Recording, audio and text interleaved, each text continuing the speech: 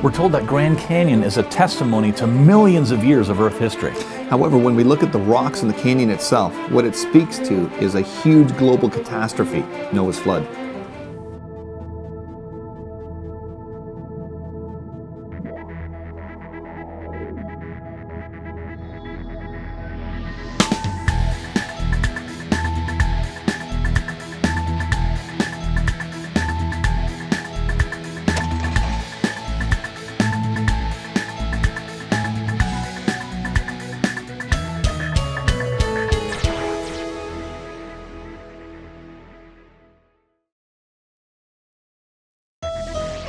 Welcome to Creation Magazine Live. I'm Richard Fangrad. And I'm Calvin Smith. And today we're going to be talking about Grand Canyon and really how that relates to evidence for Noah's flood. Now, one of the first, the first man that ever led an expedition down Grand Canyon was named John Wesley Powell. And yes. He was born March 24th, 1834. And he was a U.S. soldier, geologist, explorer of the American West, a professor at Illinois State University, and director of major scientific and cultural institutions. And he's best known as leading the first expedition through the Grand Canyon. And so I guess the question is, what did he see? How did he describe that? He was amazed by it. He was amazed. And what have we learned since? He said, the wonders of the Grand Canyon cannot be adequately represented in the symbols of speech, nor by speech itself. The resources of the graphic art are taxed beyond their powers in attempting to portray its features, language, and illustration combined must fail. Well, he was obviously blown away. He was blown away by the canyon, as many people are today. Yeah. I had the opportunity to go rafting through the canyon years ago with in the mid-90s with Dr. Steve Austin from ICR. But the canyon is a wonderland for the photographer. If you're into photography, it's the place to go. Yeah. So some facts about the canyon. The canyon is 277 miles long. It's typically measured by river miles. So it snakes back and forth a bit. That's river miles. Right. About 440 kilometers, 440 kilometers long by the river miles, 18 miles wide at its widest point, and more than a mile deep, nearly 2 kilometers deep. Every year, about 4 million tourists visit the canyon. It's a big tourist attraction. Right. And here you can see some pictures of tourists, and there are hiking trails throughout the canyon. You can go hiking there. And again, the tour I went with was headed by Dr. Steve Austin, who was at the time with the Institute for Creation Research. They did a fantastic job of leading this tour. And so we're going to explore the canyon and relive some of those rafting events from my tour. Well, I guess, after people see the canyon, I mean, what comes to mind immediately is, well, how did it get here? Right. But it's not just how did all those layers get here, but then what did the excavation, how did the canyon itself get there, right? First you got the layers, but then what carved it all out, et cetera. So I think a really interesting question would be to ask, why did the canyon form there? Why didn't it form in different places? So here we've got a satellite image of the Grand Canyon area. And this is Lee's Ferry. I guess there was a guy named Lee who'd ferry people across the river at this point, hence the name.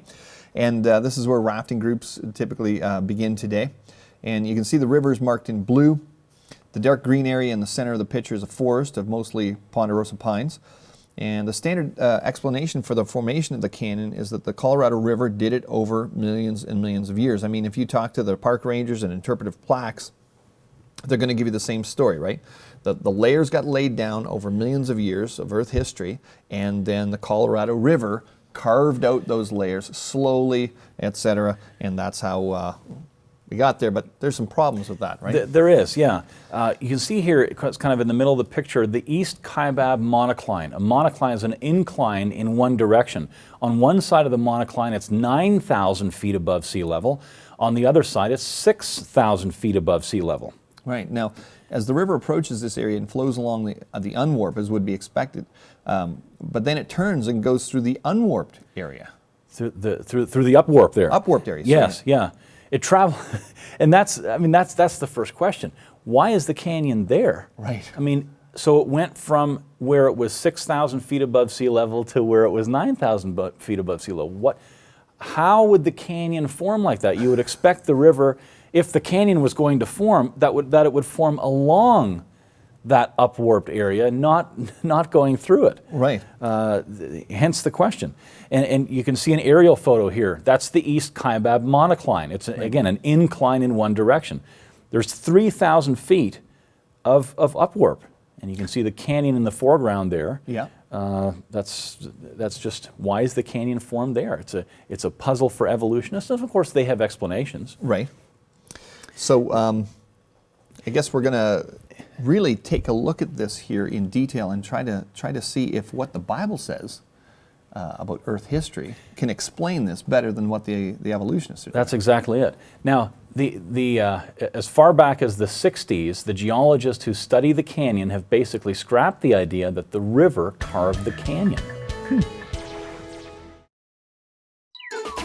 Over 3 chapters, the book of Genesis vividly describes a worldwide flood that began with all the fountains of the great deep bursting forth and the floodgates of heaven being opened. The reality of Noah's flood is the crux of the conflict between evolutionary and biblical worldviews. If this global deluge really happened, then the millions of years of Earth history and evolutionary progression supposedly seen in the fossil record are swept away. The flood accounts for the major geological features and the vast majority of the fossil record. Indeed, the fossils themselves are a mute testimony to the truth of the flood. We find billions of dead things buried in rock layers laid down by water all over the earth. Just what you would expect from the biblical account. If Christians were to believe and effectively defend the biblical account of the flood, then the basis for the evolutionary worldview would largely collapse. Many people would be saved from such a great pretension that sets itself up against the knowledge of God. To find out more from Creation Ministries International, visit our website, creation.com. Welcome back. We're talking about the formation of Grand Canyon and understanding the formation of the canyon within a biblical time frame. Now, as far back as the 60s, we already said, geologists basically scrapped that idea. And here you see Science News, September 30th, 2000, erosion vast and fast. This notion that the river cut the canyon has some problems. And even secular geologists who study the canyon have come up with that. One of the biggest problems with this ancestral river theory, right, the idea that the river cut the canyon and over millions of years is, where's the sediment? I mean, if it did that slowly and pushed that into, you should have evidence for it, where the river empties out, right? Into the Pacific, yeah. Right. And it should be. It's a huge amount of sediment, right? It cut the canyon, and then all of that river covers a lot of the American Southwest. You're eroding a huge area. Right. Where's all the sediment? That's one of the biggest problems. But it's not there. No. That's the problem. I mean, look where it empties in the Pacific. It's just not there. It's in Eastern California. It's west of the canyon in Eastern California. And what happened was, well, we've got a couple of theories we can go through here to explain how that sediment was torn out of the canyon, and not by the river, but by huge amounts of water afterwards. First of all, there's the breach dam theory. And this has been popular for many years. It looks like something like this here. You see that Kaibab upwarp, and that was holding back. That's the upwarped area that we saw in green there before in the satellite picture. It was holding back lakes. And the idea is, after the flood, there was an ice age, and as the ice melted, those lakes would have filled up and breached that dam, that natural dam of the Kaibab upwarp. Hopi Lake draining first, carving some of the canyon, and then Canyonlands Lake. These are huge lakes. Carved the canyon in a few weeks, essentially. Right. And that is for more detail. There's an excellent book, and a lot of the content that you're hearing today is in this book here, Grand Canyon: Monument to Catastrophe, by Dr. Steve Austin, who led the tour that I was on. I remember reading in an article one time, they were postulating some of the features on Mars, and they said it might have been a similar thing, where there was kind of like an area where the water might have been, and then it breached and it cut, and they actually used the term cut an instant Grand Canyon on Mars. On Mars, where there's no liquid water today. Exactly. But anyway, so we've got a more recent suggestion for the canyon's formation. That's called the receding flood scenario. So this model is summarized in the December 2010 issue of the Journal of Creation, if you're looking for more information there. And it points out some things that the breach dam theory actually have some difficulty accounting for. You can see details in this model. Go to creation.com/GC-origin, and you get a more detailed synopsis there. Right. Either way, the point is there are two models currently that fit within a biblical framework, which fit within biblical history, Right. that help us understand how the canyon may have been formed, not by the river, and they fit with what we observe. They fit the facts. And evolutionists are actually admitting that, this slow river winding through there over millions of years, that's not really, they're pointing to catastrophism. Yes. Right. And I guess we should clarify there a little bit. Evolutionists would generally say that, yes, the river did carve the canyon. But we're talking here about the geologists that work on the canyon, that have studied the canyon. Right. As we've said already, as far back as the 60s, some of them, and they're not creationists, Yes. they were saying, look, this idea that the river slowly carved the canyon over millions of years, it doesn't fit the observations, doesn't fit the facts. It has a lot of problems, right? That's right.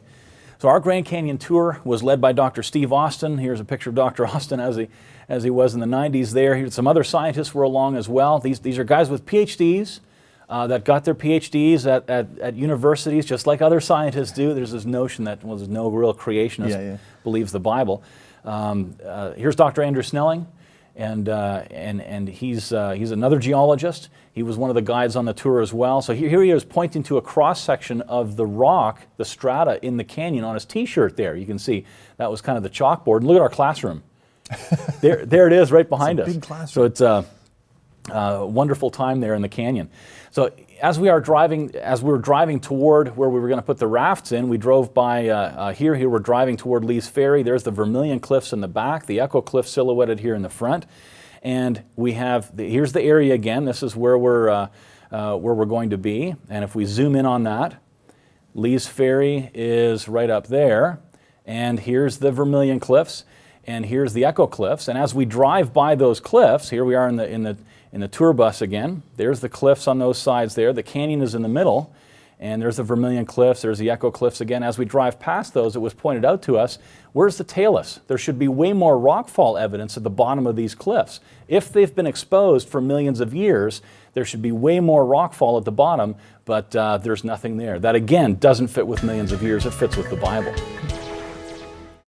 Creation Magazine is a 56-page full-color family magazine that is an essential tool for anyone wanting to immunize their family against the anti-biblical worldviews bombarding us from all sides. With no paid advertising, every page is full of powerful articles, ammunition to intelligently discuss nature, history, science, the Bible, and related subjects. Although written for lay people, every effort is made to ensure the content is technically accurate so that even experts are satisfied, and young children look forward to the section written especially for them. Visit creation.com to get your subscription.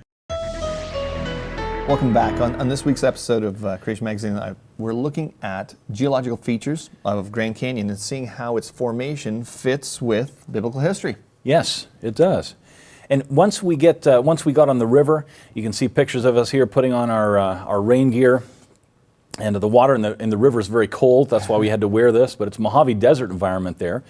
Once we got on the river, there's what we looked like on our raft with the rain gear there. We had some instruction. Here you see Dr. Kurt Wise talking about this desert varnish. That's this blackish to brownish. You can see it on the rocks there. Here's a recently exposed surface. That's the color of the rock actually. Right. And then this brownish substance on there, call it desert varnish. And that was pointed out to us. That's basically manganese oxide and clay mostly, and other things that build up over a long time on rocks that are stable, that stay there for a long time. And it builds up to this shiny coating.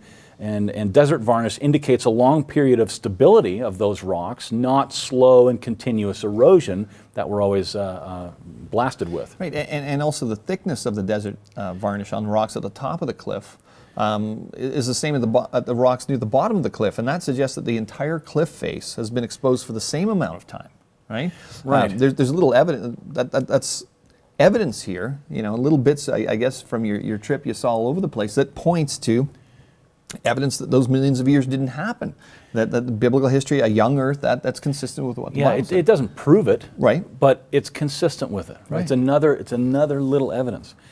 So here we are. We stopped for lunch, and we ate. We had amazing food. Some of the other groups, the hikers and the rafters, called us the float and bloat group because we ate so well. The river water's cold, so you keep all your food in the bottom of the boat there. And then we get on the river. This is some of the rafting, some of the biggest whitewater in the world.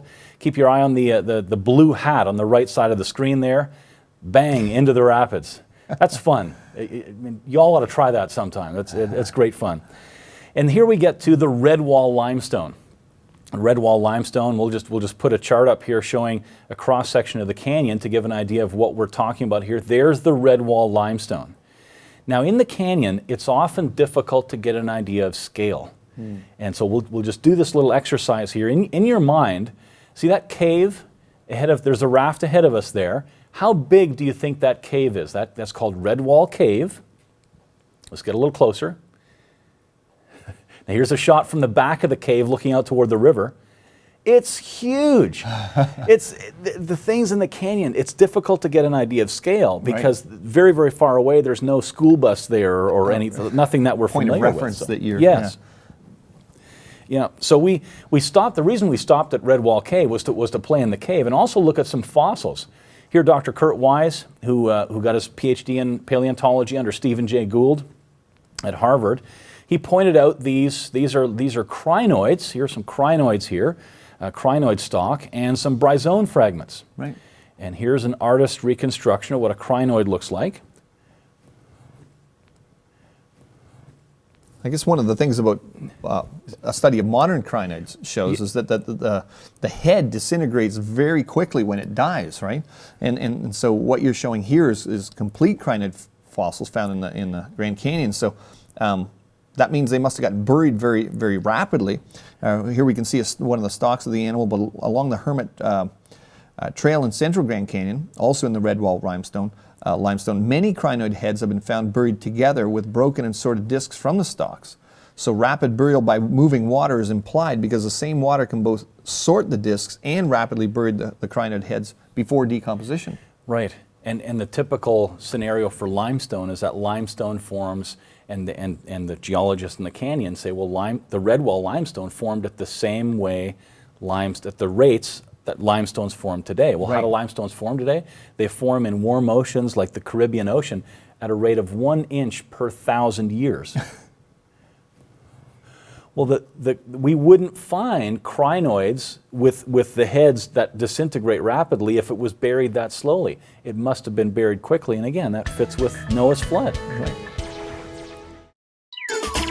Have you ever wondered what sort of evidence would convince an atheist that the universe was designed? Scott Todd from Kansas State University gave a startling answer. Even if all the data pointed to an intelligent designer, such an hypothesis is excluded from science because it is not naturalistic. Well, candid admissions like this show us that some people will reject a designer no matter what the evidence. But recognizing design has long been a part of science. When an archaeologist finds an artifact like a piece of pottery, he knows immediately that it was designed by someone, even though he can't see the designer. So if design has no place in science, archaeologists are in serious trouble. Forensic science, who killed who, is also about recognizing the evidence of intelligent agency, proving that it was no accident. But when the evidence in science points to God being the intelligent designer, never. To find out more from Creation Ministries International, visit our website, creation.com.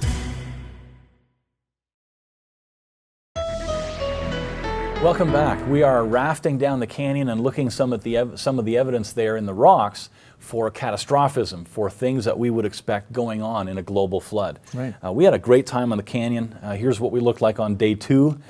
Most of us got rid of our dorky-looking rain suits because we figured that it's pretty warm. It's Mojave Desert environment down at the river level. Right. The water's cold, but you get splashed with water, you warm up pretty quickly. We also had the chance to go on hikes. Here's a hiking group, and we hiked into areas where very few humans have ever been. We hiked into one particular hike. It was a few miles, and some people were exhausted after that. But we stopped by this area of tilted rock that's been tilted almost vertically, near vertical. Right. Now you notice how tightly the rock layers are bent in the area here, not broken. And the preferred interpretation that these rocks had not yet completely lithified, right? And turned to solid rock when the unwarping took place. Right. Yeah. So they were laid down horizontally. I mean, all those rocks are laid down horizontally. There's no model that can account for anything else.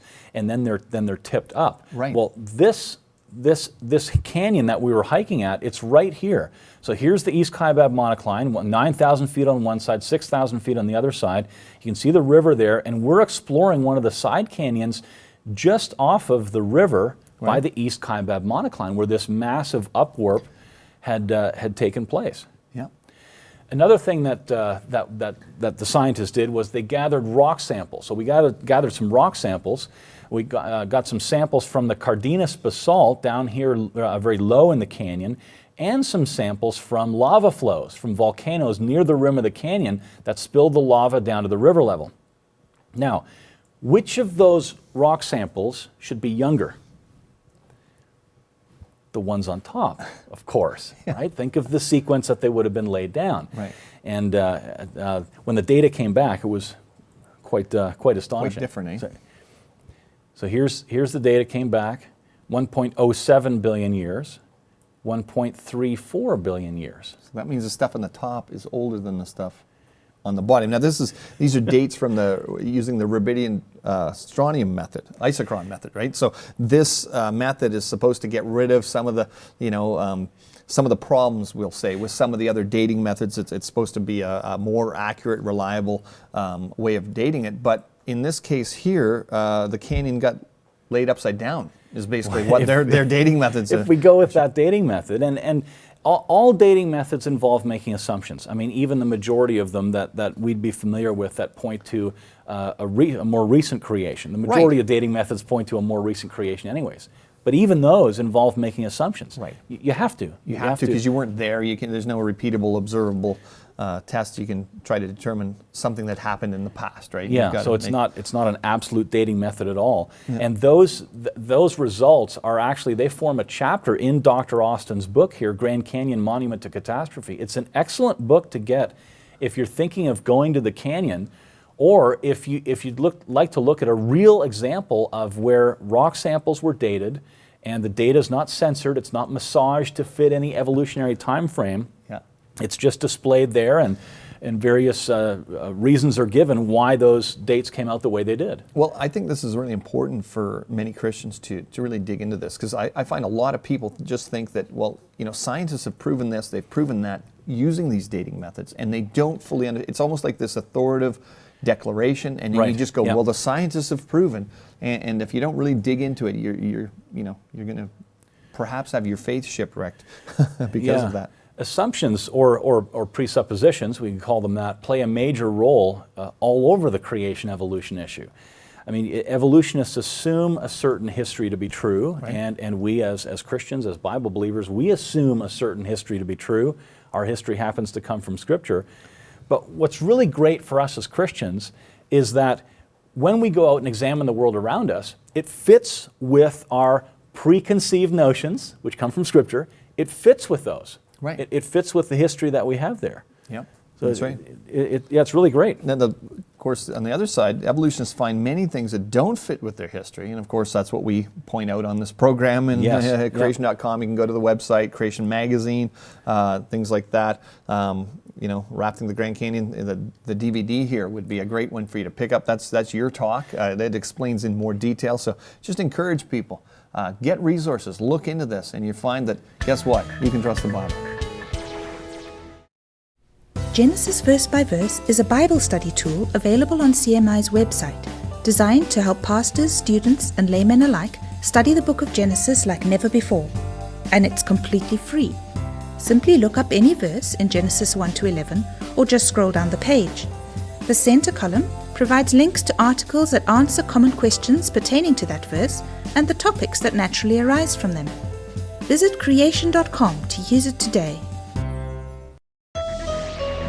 Welcome back to Creation Magazine Live. Here we are in our feedback section, where oftentimes we'll post articles. People come to talks or whatever, and they want to make comments on what they either read or observed or whatever. And so we've got a response here from an article that was written called "Is God Watching?" And here was the response that they shared with us. The person said, "Looking at this article, it doesn't sound like morality comes from Christianity, only obedience and fear. I don't steal or murder people because that is wrong, not because I might get punished for it." So, and it goes on. There's other comments as well. But the response from, who responded? Dominic. Dominic from our UK office, one of our speakers over in the UK. He responded this way. He said, in the Bible, the fear of God has a number of meanings. There is the fear of God, meaning the fear of judgment if we're bad. With this is also the hope of reward if we're good. Unfortunately, most people think that Christianity has little more to offer than this. There is, however, much more to it, he says. In Christ, the Son of God became perfect man. When he died on the cross, he paid the penalty for our sin so that we could receive forgiveness from God. Then he rose again from the dead so that we might be empowered to live a new life. Just as we became one with him in his death, we will become one with him in his resurrection. See Romans chapter 6. Our new life is his life. We can then start to know his goodness and perfect nature lived out in us. Yeah, he had a great response. He had a couple of really good points. He said, as Christ is formed within us, Galatians 4:19, a different fear of God becomes known, arising from a much more adequate God consciousness. We become aware of God's true nature and begin to glimpse his holiness, beauty, and goodness. The clearer we see God, the more unthinkable it becomes to sin against him. Just as we might fear dropping a priceless vase that we own and take great care when moving it, so we fear doing anything that might show disrespect towards God. I thought that was a great point. You really put that together well. Like it's that kind of a fear. It's a motivating fear that you're careful. He uses the analogy of a vase there. When you walk around that vase, you don't flail your arms and kick your legs. And you show it respect. There's a fear, right? But it's a respect sort of fear. It's done out of, okay, this is a priceless thing. I don't want to damage it in any way. Yeah. He goes on a little bit later, says, the Apostle John wrote, there is no fear in love, but perfect love drives out fear because fear has to do with punishment. The one who fears is not made perfect in love. That's from 1 John 4:18. And then he continues, according to Proverbs 9:10, the fear of the Lord is the beginning of wisdom, and the knowledge of the Holy One, God, is understanding. And so you have, again, that fear there. When we learn that God, when we learn who God is, it motivates us to do the right thing, to be wise with what he's given us. Well, it's interesting because you just said it motivates to do the right thing. The question becomes, how do you know what the right thing is? I mean, this person wrote in and said, listen, I don't murder or steal people because that's wrong, right?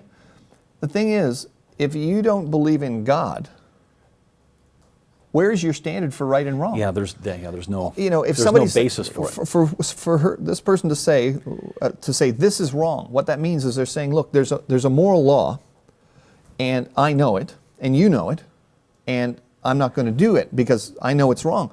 But moral laws come from moral lawgivers. Lawgivers, yeah. So if there's no God, who makes the standard? Well, then sinful mankind does, which means whoever's personal opinion now becomes right and wrong, and you really can't explain right and wrong. So it's only knowledge of God that allows us to actually do that. We'll see you next time.